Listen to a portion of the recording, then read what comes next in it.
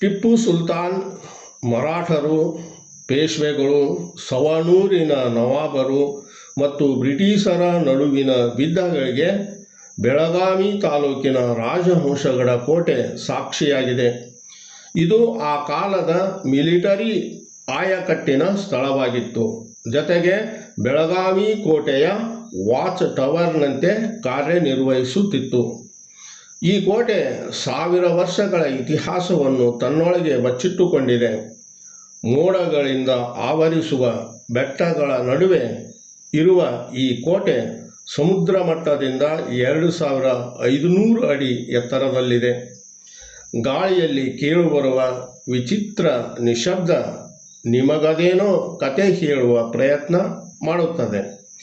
ಇದು ಸಾಮಾನ್ಯ ಕೋಟೆಯಲ್ಲ, ಉತ್ತರ ಕರ್ನಾಟಕದ ಶೌರ್ಯದ ಪ್ರತೀಕವಾಗಿದೆ, ಬೆಳಗಾವಿಯ ಗರ್ವವಾಗಿದೆ. ಒಂದು ಕಾಲದಲ್ಲಿ ರಾಜರು ಇಲ್ಲಿ ನಡೆದಾಡಿದ್ದರು. ಸೈನಿಕರು ಯುದ್ಧಕ್ಕೆ ಸಿದ್ಧರಾಗಿರುತ್ತಿದ್ದರು. ಶತ್ರುಗಳ ಮೇಲೆ ಕೆಂಡ ಕಾರುತ್ತಿದ್ದರು. ತೋಪುಗಳ ಸದ್ದು ಬೆಟ್ಟಗಳ ಸಾಲಿನಲ್ಲಿ ಪ್ರತಿಧ್ವನಿಸುತ್ತಿತ್ತು. ಆದರೆ ಇಂದು ಅದೇನೂ ಇಲ್ಲ. ಕೋಟೆ ಸುತ್ತ ಮೌನ ಆವರಿಸಿದೆ. ಕೋಟೆ ಗೋಡೆಗಳು ವೀಕ್ಷಣೆಗೆ ಬಂದವರಿಗೆ ಇತಿಹಾಸದ ವೈಭವ ಹೇಳುತ್ತವೆ. ಈ ಆಯಕಟ್ಟಿನ ಕೋಟೆಯನ್ನು ಯಾರು ಕಟ್ಟಿಸಿದರು? ಅದೇಕೆ ಆ ಕಾಲದಲ್ಲಿ ಅಷ್ಟು ಮಹತ್ವ ಪಡೆದಿತ್ತು? ಜನ ಹೇಳುವಂತೆ ನಿಜವಾಗಿಯೂ ಇಲ್ಲಿಂದ ಬೆಳಗಾವಿ ಕೋಟೆಯವರೆಗೆ ರಹಸ್ಯ ಸುರಂಗ ಮಾರ್ಗ ಇತ್ತೇ? ಈ ಕೌತುಕದ ಪ್ರಶ್ನೆಗೆ ಪರಿಹಾರ ಮತ್ತು ರಾಜಹಂಸಗಡ ಎಳ್ಳೂರು ಕೋಟೆಯ ಪೂರ್ಣ ಇತಿಹಾಸವನ್ನು ಇಲ್ಲಿ ತಿಳಿದುಕೊಳ್ಳೋಣ. ನಮಸ್ಕಾರ ವೀಕ್ಷಕರೇ, ನಾನು ರಾಜು ಉಸ್ತಾದ್. ಕರ್ನಾಟಕ ಸಂಚಾರ ಹೆಸರಿನ ಸಮೂಹ ಜಾಲತಾಣಕ್ಕೆ ನಿಮಗೆ ಸ್ವಾಗತ. ಇತಿಹಾಸಕಾರರ ಪ್ರಕಾರ ರಾಜಹಂಸಗಡ ಕೋಟೆಯ ಮೂಲ ನಿರ್ಮಾಣ 12ನೇ ಶತಮಾನದಲ್ಲಿ ಆಗಿದೆ.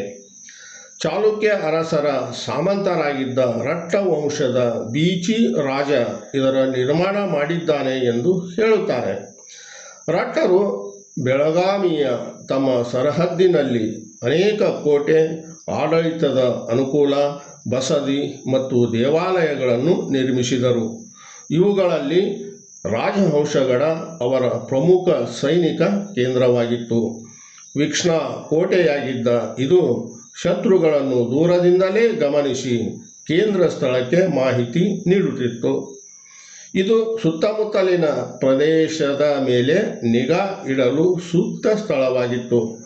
ಇಲ್ಲಿಂದ ಗೋವಾ, ಕಾರವಾರ, ಧಾರವಾಡ ಕಡೆಗಳಿಂದ ಬರುವ ಶತ್ರುಗಳನ್ನು ಗಮನಿಸಲಾಗುತ್ತಿತ್ತು. ಇಲ್ಲಿ ನಿಂತುಕೊಂಡರೆ ಬೆಳಗಾವಿ ಪ್ರದೇಶ, ಖಾನಾಪುರದ ಕಾಡುಗಳು ಮತ್ತು ಗೋವಾ ಕಡೆಗೆ ಹೋಗುವ ಮಾರ್ಗಗಳು ಸ್ಪಷ್ಟವಾಗಿ ಕಾಣಿಸುತ್ತವೆ. ಹೀಗಾಗಿಯೇ ಇದು ಸೈನಿಕ ಮಹತ್ವ ಪಡೆದಿತ್ತು. ರಾಜಹಂಸಗಡ ಮತ್ತು ಬೆಳಗಾವಿ ಕೋಟೆಯ ನಡುವೆ ರಹಸ್ಯ ಸುರಂಗ ಮಾರ್ಗ ಇತ್ತು ಎನ್ನುವ ಬಗ್ಗೆ ಸ್ಥಳೀಯ ಜನರಲ್ಲಿ ಕತೆ ಇದೆ. ಎಳ್ಳೂರು ಕೋಟೆಯ ಕೆಲ ಭಾಗಗಳನ್ನು ಅವರು ಆಧಾರವಾಗಿ ಗುರುತಿಸುತ್ತಾರೆ. ಯುದ್ಧ ಕಾಲದಲ್ಲಿ ಇದು ಆಹಾರ ಸಾಗಣೆಗೆ, ಗುಪ್ತ ಸಂಚಾರ, ಸಂದೇಶ ರವಾನೆ, ವಿಶ್ರಾಂತಿ ಮತ್ತು ಜೀವಾಪಾಯ ಸಂದರ್ಭದಲ್ಲಿ ಪಲಾಯನಕ್ಕೆ ಬಳಕೆಯಾಗುತ್ತಿತ್ತು ಎನ್ನಲಾಗುತ್ತದೆ. ಆದರೆ ಇತಿಹಾಸಕ್ಕೆ ಇದರ ಸ್ಪಷ್ಟ ಪುರಾವೆಗಳು ಲಭ್ಯವಿಲ್ಲ. ಹೀಗಾಗಿ ಸುರಂಗ ಮಾರ್ಗ ಇತ್ತು ಎಂಬುದು ಇತಿಹಾಸವೇ ಅಥವಾ ಜನಪದ ಕಥೆಯೇ ಎಂಬುದು ಇಂದಿಗೂ ರಹಸ್ಯವಾಗಿ ಉಳಿದಿದೆ. ಕೋಟೆ ಒಳಗಿರುವ ಪುರಾತನ ಶಿವ ದೇವಾಲಯದ ಮೇಲೆ ಸ್ಥಳೀಯರು ಹೆಚ್ಚಿನ ಭಕ್ತಿ ಇಟ್ಟಿದ್ದಾರೆ. ಅತಿ ಪವಿತ್ರವೆಂದು ಹೇಳುತ್ತಾರೆ. ಕೆಲವರು ಇದನ್ನು ವೀರಭದ್ರ ದೇವಸ್ಥಾನವೆಂದು ಕರೆಯುತ್ತಾರೆ. ಯುದ್ಧ ಕಾಲದಲ್ಲಿ ಸೈನಿಕರು ಇದಕ್ಕೆ ವಿಶೇಷ ಪೂಜೆ ಸಲ್ಲಿಸುತ್ತಿದ್ದರು ಎಂಬ ನಂಬಿಕೆ ಅವರಲ್ಲಿ ಇದೆ. ರಾಜಹಂಸಗಡ ಕೋಟೆಯಲ್ಲಿ ಗುಪ್ತ ಖಜಾನೆ ಇತ್ತು. ರಾತ್ರಿ ವೇಳೆ ಇಲ್ಲಿಂದ ವಿಚಿತ್ರ ಶಬ್ದಗಳು ಕೇಳಿಸುತ್ತವೆ. ಇತಿಹಾಸ ಕಾಲದ ಯುದ್ಧಗಳಲ್ಲಿ ಮೃತಪಟ್ಟ ಸೈನಿಕರ ಆತ್ಮಗಳು ಇಲ್ಲಿ ಸಂಚರಿಸುತ್ತವೆ ಎಂಬ ಕಲ್ಪನೆಗಳು ಸ್ಥಳೀಯ ಅನೇಕರಲ್ಲಿ ಇದೆ. ಈ ಕೋಟೆಗೆ ರಾಜಹಂಸಗಡ ಎಂದು ಏಕೆ ಕರೆಯುತ್ತಾರೆ? ಇದರ ಹಿಂದೆಯೂ ಕಥೆಗಳು ಇವೆ. ರಾಜಹಂಸ ಎಂದರೆ ರಾಜಮರ್ಯಾದೆಯ ಹಂಸ ಪಕ್ಷಿ. ಕೋಟೆ ಇರುವ ಈ ಗುಡ್ಡದ ಮೇಲೆ ಹಂಸ ಆಕಾರದ ಬೃಹತ್ ಬಂಡೆಯೊಂದಿತ್ತು ಎಂದು ಸ್ಥಳೀಯರು ಹೇಳುತ್ತಾರೆ. ಇನ್ನೊಂದು ಹೇಳಿಕೆಯ ಪ್ರಕಾರ ರಾಜ ಕುಟುಂಬದ ಚಿಹ್ನೆ ಅಥವಾ ಧ್ವಜದಲ್ಲಿ ಹಂಸ ಪಕ್ಷಿಯ ಸಂಕೇತ ಇತ್ತು. ಹೀಗಾಗಿ ಇದಕ್ಕೆ ರಾಜಹಂಸಗಡ ಎಂದು ಕರೆಯಲಾಯಿತು ಎನ್ನಲಾಗುತ್ತದೆ. ಜೊತೆಗೆ ಈಗ ಈ ಬೆಟ್ಟದ ಕೆಳಗೆ ರಾಜಹಂಸಗಡ ಎಂಬ ಹೆಸರಿನ ಗ್ರಾಮವೊಂದಿದೆ. ಇದೇ ರಾಜಹಂಸಗಡ ಕೋಟೆಗೆ ಎಳ್ಳೂರು ಗಡ ಅಥವಾ ಎಳ್ಳೂರು ಕೋಟೆ ಎಂದು ಏಕೆ ಕರೆಯಲಾಗುತ್ತದೆ ಎನ್ನುವ ಪ್ರಶ್ನೆಯೂ ಇದೆ. ಇದು ಎಳ್ಳೂರು ಗ್ರಾಮದ ಮೇಲ್ಭಾಗದಲ್ಲಿ ಇರುವುದರಿಂದ ಜನ ಕಾಲಾಂತರದಲ್ಲಿ ಅದನ್ನು ಎಳ್ಳೂರು ಗಡ ಎಂದು ಕರೆಯುತ್ತಾ ಬಂದಿದ್ದಾರೆ. ರಾಜಹಂಸಗಡ ಕೋಟೆಯನ್ನು ದೊಡ್ಡ ಕಲ್ಲುಗಳಿಂದ ವ್ಯವಸ್ಥಿತವಾಗಿ ನಿರ್ಮಿಸಲಾಗಿದೆ. ಭದ್ರ ಪ್ರವೇಶ ದ್ವಾರ, ಕಲ್ಲಿನ ಮೆಟ್ಟಿಲುಗಳು, ಇದಕ್ಕೆ ತಾಗಿಕೊಂಡು ಆಹಾರ ಸಾಮಗ್ರಿ ಸಂಗ್ರಹ, ಸೈನಿಕರು ತಂಗಲು ವ್ಯವಸ್ಥೆ, ವರ್ಷವಿಡೀ ನೀರು ಸಿಗುವಂತೆ ಕಲ್ಲು ಕೊರೆದು ತೋಡಿರುವ ಸಿಹಿ ನೀರಿನ ಬಾವಿ, ಆ ಕಾಲದಲ್ಲೇ ಮಳೆ ನೀರಿನ ಸಂಗ್ರಹದ ವ್ಯವಸ್ಥೆ ಇರುವ ಆಶ್ಚರ್ಯ, ಆರಾಧನೆಗೆ ಶಿವ ದೇವಾಲಯ, ಬುರುಜುಗಳು, ಶತ್ರುಗಳು ಕೋಟೆಗೆ ಸುಲಭವಾಗಿ ನುಗ್ಗದಂತೆ ಬೆಟ್ಟದ ಕೆಳಗಿನಿಂದಲೇ ತಿರುವುಗಳಿಂದ ಕೂಡಿದ ರಸ್ತೆ, ಕೋಟೆ ಗೋಡೆ ಹಿಡಿದು ಸುತ್ತಿದರೆ ರಹಸ್ಯ ಸುರಂಗ ಮಾರ್ಗದ ಜೊತೆಗೆ ಅನೇಕ ಕೌತುಕಗಳು ತೆರೆದುಕೊಳ್ಳುತ್ತವೆ. ಅವು ಇತಿಹಾಸದ ಗತ ವೈಭವಕ್ಕೆ ಕರೆದೊಯ್ಯುತ್ತವೆ.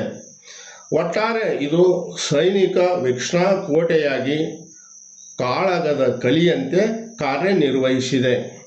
ರಟ್ಟರ ಕಾಲದಲ್ಲಿ ಬೆಳಗಾವಿ ಪ್ರದೇಶದಲ್ಲಿ ನಿರ್ಮಿಸಿದ ಕೋಟೆಗೋಡೆಗಳು, ಬುರುಜುಗಳು ಮತ್ತು ನೀರಿನ ವ್ಯವಸ್ಥೆಗಳು ಆಗಿನ ಎಂಜಿನಿಯರಿಂಗ್ನ ಅದ್ಭುತವಾಗಿದ್ದವು. ಕಾಲಾಂತರದಲ್ಲಿ ರಾಜಹಂಸಗಡ ಕೋಟೆ ವಿಜಯಪುರದ ಆದಿಲ್ ಶಾಹಿಗಳ ಕೈಗೆ ಸೇರಿತು. ಇವರ ಅವಧಿಯಲ್ಲಿ ಕೋಟೆ ಮತ್ತಷ್ಟು ಬಲಿಷ್ಠಗೊಂಡಿತು. ಆದಿಲ್ ಶಾಹಿಗಳ ಪರ್ಷಿಯನ್ ಸೈನ್ಯಾಧಿಕಾರಿ ಅಸದ್ ಖಾನ್ ಲಾರಿ ಕೋಟೆ ಗೋಡೆಗಳ ಪುನರ್ನಿರ್ಮಾಣ ಮಾಡಿದ. ಇಲ್ಲಿ ತೋಪುಗಳನ್ನು ಇರಿಸಲಾಯಿತು. ಕಾವಲು ಸೈನಿಕರ ಸಂಖ್ಯೆಯನ್ನು ಹೆಚ್ಚಿಸಲಾಯಿತು. ಆದಿಲ್ ಶಾಹಿಗಳ ನಂತರ ರಾಜಹಂಸಗಡ ಮರಾಠರ ವಶವಾಯಿತು. ಇದು ಮರಾಠ ಸಾಮ್ರಾಜ್ಯ ವಿಸ್ತರಣೆಯಲ್ಲಿ ಮಹತ್ವದ ಪಾತ್ರ ವಹಿಸಿತು. ಪೇಶ್ವೆಗಳ ಸೇನೆ ಇದರ ಬಳಕೆ ಮಾಡುತ್ತಿತ್ತು. ಸ್ಥಳೀಯ ಜನರಲ್ಲಿರುವ ಭಾವನೆ ಪ್ರಕಾರ ಶಿವಾಜಿ ಮಹಾರಾಜರ ಸೈನಿಕರು ಈ ಭಾಗದಲ್ಲಿ ಸಂಚರಿಸಿದ್ದರು ಎಂದಿದೆ. ಆದರೆ ಇದಕ್ಕೆ ಐತಿಹಾಸಿಕ ಸ್ಪಷ್ಟ ದಾಖಲೆಗಳ ಸಂಖ್ಯೆ ಕಡಿಮೆ ಇದೆ. ರಾಜಹಂಸಗಡ ಮರಾಠ ಮತ್ತು ಆದಿಲ್ ಶಾಹಿಗಳ ಸಂಘರ್ಷದಲ್ಲಿ ಸೇನಾ ಕೆಲಸ ನಿಭಾಯಿಸಿತು. 18ನೇ ಶತಮಾನದಲ್ಲಿ ಟಿಪ್ಪು ಸುಲ್ತಾನ್, ಮರಾಠರು ಮತ್ತು ಬ್ರಿಟಿಷರ ನಡುವೆ ಭಾರೀ ಯುದ್ಧಗಳು ನಡೆದವು. ಆಗಲೂ ಈ ಕೋಟೆ ತನ್ನ ಮಹತ್ವ ಕಾಯ್ದುಕೊಂಡಿತ್ತು. ರಾಜಹಂಸಗಡ ಕೋಟೆ ಅನೇಕ ಸಾಮ್ರಾಜ್ಯಗಳ ಆಡಳಿತಕ್ಕೆ ಒಳಪಟ್ಟಿತ್ತು. ಇವರಲ್ಲಿ ರಟ್ಟರು, ಹೊಯ್ಸಳರು, ಬಹಮನಿ ಸುಲ್ತಾನರು, ಆದಿಲ್ ಶಾಹಿಗಳು, ಮರಾಠರು, ಪೇಶ್ವೆಗಳು, ಟಿಪ್ಪು ಸುಲ್ತಾನ್ ಸೇರಿದ್ದಾರೆ. ಅಂತಿಮವಾಗಿ ರಾಜಹಂಸಗಡ ಕೋಟೆ ಬ್ರಿಟಿಷರ ವಶವಾಯಿತು. ಇವರು ಇಲ್ಲಿ 100ಕ್ಕೂ ಹೆಚ್ಚು ಸೈನಿಕರನ್ನು ಕಾವಲಿಗೆ ಇಟ್ಟಿದ್ದರು. ಈ ಕೋಟೆ ದಕ್ಷಿಣ ಭಾರತದ ರಾಜಕೀಯ ಸಂಘರ್ಷಕ್ಕೆ ಸಾಕ್ಷಿ ಆಗುವುದರ ಜೊತೆಗೆ ಆಗಿನ ಸೈನಿಕ ತಂತ್ರಜ್ಞಾನ ಮತ್ತು ನಮ್ಮ ಪಾರಂಪರಿಕ ಹೆಮ್ಮೆಯ ಸಂಕೇತವಾಗಿ ನಿಂತಿದೆ. ಪಶ್ಚಿಮ ಘಟ್ಟದ ಬೆಟ್ಟಗಳ ಸಾಲಿನಲ್ಲಿ ಕಿರೀಟಪ್ರಾಯದಂತಿರುವ ಈ ಕೋಟೆಯ ಮೇಲೆ ಸಂಜೆ ಮುಂಜಾನೆಯ ಸಮಯದಲ್ಲಿ ನಿಂತುಕೊಂಡರೆ ಕಾಣುವ ವಿಹಂಗಮ ನೋಟವೇ ಬೇರೆ. ಅದೊಂದು ಸ್ವರ್ಗ ಸುಖ. ಒಂದೊಂದು ಋತುವಿನಲ್ಲಿ ಒಂದೊಂದು ರೀತಿ ಇರುತ್ತದೆ.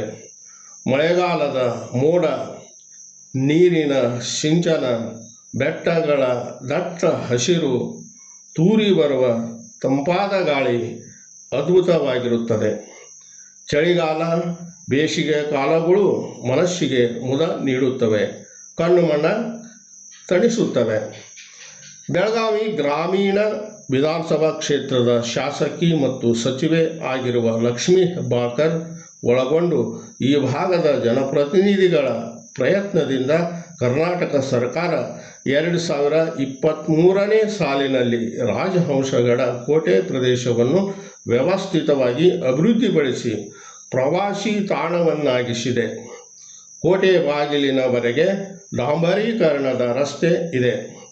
ಕೋಟೆಯ ಆವರಣದಲ್ಲಿ ಸಿಂಹಾಸನದ ಮೇಲೆ ಕುಳಿತಿರುವ ಛತ್ರಪತಿ ಶಿವಾಜಿ ಮಹಾರಾಜರ ಬೃಹತ್ ಪ್ರತಿಮೆಯನ್ನು ಪ್ರತಿಷ್ಠಾಪಿಸಲಾಗಿದೆ. ನಿತ್ಯ ಇಲ್ಲಿಗೆ ಸಾವಿರಾರು ಜನ ಪ್ರವಾಸಿಗರು ಭೇಟಿ ನೀಡಿ ಇತಿಹಾಸ ಮತ್ತು ನಿಸರ್ಗದ ಆನಂದ ಪಡೆಯುತ್ತಾರೆ. ಈಗ ಇದು ಟ್ರೆಕ್ಕಿಂಗ್ ಪ್ರೇಮಿಗಳು, ಫೋಟೋಗ್ರಾಫರ್ಗಳು, ಇತಿಹಾಸ ಆಸಕ್ತರು ಮತ್ತು ಪ್ರವಾಸಿಗಳ ನೆಚ್ಚಿನ ತಾಣವಾಗಿದೆ. ರಾಜಹಂಸಗಡ ಕೋಟೆ ಬೆಳಗಾವಿ ಕೇಂದ್ರ ಸ್ಥಳಕ್ಕೆ 18 ಕಿಮೀ ಅಂತರದಲ್ಲಿದೆ. ಯಳ್ಳೂರು ಬಳಸಿಕೊಂಡು ಸುಳಗೆ ಗ್ರಾಮದ ಮೂಲಕ ಹೋದರೆ 17 ಕಿಮೀ, ಯಳ್ಳೂರು ಅವಚಾರಹಟ್ಟಿ ಯರಮಾಳ ಮೂಲಕ ಹೋದರೆ 16 ಕಿಮೀ ಮತ್ತು ಬೆಳಗಾವಿಯ ಖಾನಾಪುರ ರಸ್ತೆಯ ಝಾಡಶಾಪುರ ದೇಸೂರು ಮೂಲಕ ಹೋದರೆ 22 ಕಿಮೀ ದೂರದಲ್ಲಿ ಇದೆ. ಕೋಟೆ ಬಳಿ ಉಪಹಾರದ ಅಂಗಡಿ ಇದೆ. ಮತ್ತಿನ್ನೇನು ಬೇಕು ಪ್ರವಾಸ ಹೊರಡಲು?